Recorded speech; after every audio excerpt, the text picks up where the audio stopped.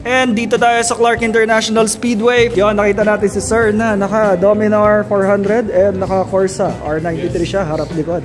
So hello guys, kainin mo to nga pala. So yung Corsa okay siya, sobrang good siya, pang daily, pang track, sulit na, mapagkakatiwalaan din. Bago pa lang siya pero base sa mga kagrupo ko na nag-offer sa akin, sabi nila tumatagal to ng siguro 18 to 20 km.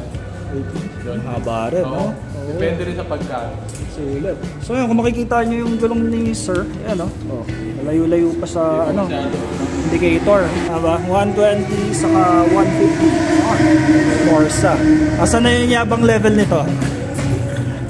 Nabura na ba yung yabang level? Ayun. Ayan, yung gulong na may yabang level. So mayroon tayo dito ang novice, pro, saka master. Ayan. So si Sir nasa master na. Ayan, so thank you Sir. Konting training pa, konting... Siyempre, tiwala tayo sa Corsa. Pero solid talaga, Corsa.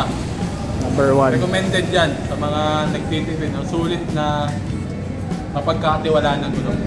Nice. Yan, thank you Sir.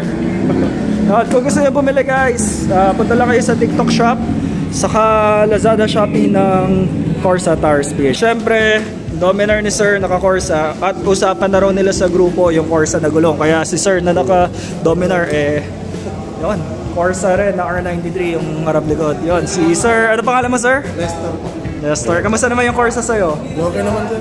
Ano to, talagang nire-recommend siya sa GC, sa grupo nyo? Sa Dominar group namin, na-recommend siya. Nice. Kasi ano siya budget meal siya, tapos parang lang din siya ng Matlax, parehas sila ng kumpa.